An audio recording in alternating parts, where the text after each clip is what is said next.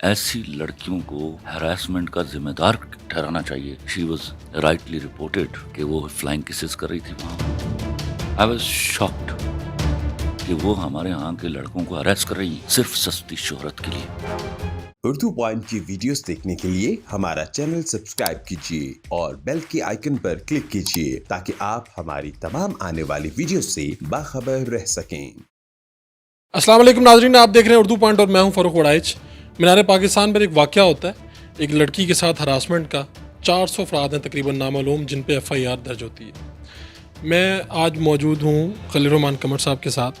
خلیل الرحمان قمر صاحب، پہلی مرتبہ جب آپ نے یہ سنا کہ اس طرح ایک واقعہ ہوا ہے تو آپ کے کیا جذبات تھے؟ I was shocked Farooq. I was that shocked کہ مجھے سمجھ نہیں آ رہی تھی، کیونکہ یہ واقعہ صرف ایک واقعہ نہیں تھا جس میں ایک بہت بڑا گناہ سرزد ہوا تھا. یہ واقعہ میرے ملک کی عزت آبرو اس کو کمپرومائز کرنے کے لیے اس قدر کافی ہے کہ ہمیں اگلے کئی سال تک انٹرنیشنل میڈیا کو اس کا جواب دینا پڑے گا. یہ مینار پاکستان 14 اگست وغیرہ گزری ہے، پھر یہ واقعہ اس طرح سے رپورٹ ہو جاتا ہے اور طرح طرح کی باتیں، ابھی کچھ چیزیں سامنے نہیں آ رہی. کبھی اس لڑکی کی ویڈیو سامنے آ جاتی ہیں، کہا گیا کہ اس نے خود بلایا تھا، انوائٹ کیا تھا، کوئی فلائنگ کس والا معاملہ ہے، لیکن ابھی یہ ساری باتیں ہوا میں ہیں.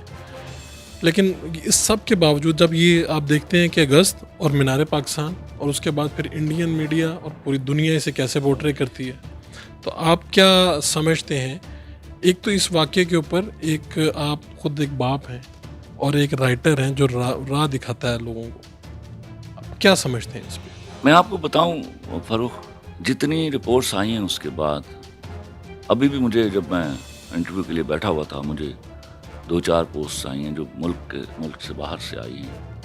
اس میں کچھ عینی شاہد ہیں اور میں ریکویسٹ بھی کروں گا لا انفورسمنٹ اتھارٹیز سے کہ اس معاملے کو پروو کرتے ہوئے، آف کورس کہ میں آئی ایم فار دس کہ یہ جو 300-400 جتنے بھی لوگ تھے ان کو اتنی کڑی سزا دینی چاہیے کہ وہ نشان عبرت بن جائیں. لیکن یاد رکھیے، ان کو لا انفورسمنٹ ایجنسیز کو انویسٹیگیٹ کرتے ہوئے اس واقعے کے محرکات کو دیکھنا ہوگا. اور کوئی بھی جو اس واقعے کی کسی بھی طرح اس لڑکی کی کلیتاً حمایت کر رہا ہے، اس سے یہ سوال کرنا ہوگا کہ کیا وہ اپنی بہن اور بیٹی کو ایسے کسی کام کے لیے مینار پاکستان بھیجیں گے 7-8 لونڈوں کے ساتھ.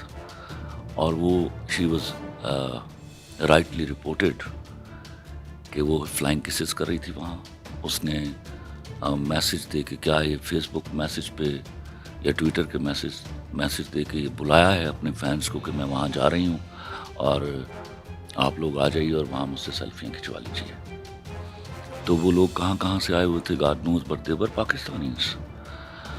تو وہاں پہنچے ہیں اور اس کے ہوتے ہوئے وہ اپنے ساتھ جو لڑکے تھے ان کو حق بھی کر رہی تھی، ان کے گالوں پر ہاتھ بھی پھیر رہے تھے. دس آل واز ہیپننگ. میں پوچھنا یہ چاہتا ہوں، کیا ہراسمنٹ یہی ہے کہ مرد جو ہے وہ اس کو آوازیں کسے گا یا چھیڑے گا؟ کیا یہ ہراسمنٹ نہیں from the side of the girl کہ she is inviting to so many of the boys, although that is the biggest crime these 400 people have done. But اب اس بات پر بڑا غور کرنا ہوگا کہ ہمیں ہراسمنٹ کو صرف مرد کے حوالے سے کیوں دیکھنا ہے. ایسی لڑکیوں کو ہراسمنٹ کا ذمہ دار ٹھہرانا چاہیے کہ وہ ہمارے ہاں کے لڑکوں کو ہراس کر رہی ہیں. And they should not be allowed this way کہ وہ اتنا مادر پدر آزادانہ طریقے سے میرے ہاں کی لڑکی کو رسوا کرے صرف سستی شہرت کے لیے. میں نے اس کی ٹک ٹاکس بھی دیکھی ہیں، اس کی ویڈیوز بھی دیکھی ہیں. آئی ایم سو سوری. میں قطعی چاہتا ہوں کہ میرے ہاں کی لڑکی اتنا آزاد پھرے، لیکن کوئی تمیز ایٹیکیٹس مردوں کے لیے بھی اور عورتوں کے لیے بھی، دونوں کے لیے لازم ہے.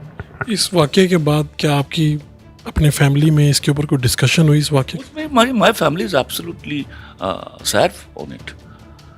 میری بیٹیوں نے سوال کیا کہ کیا اس طرح ہوتا ہے، کہ میں نے اپنی زندگی میں یہ واقعہ پہلی دفعہ سنا ہے، تو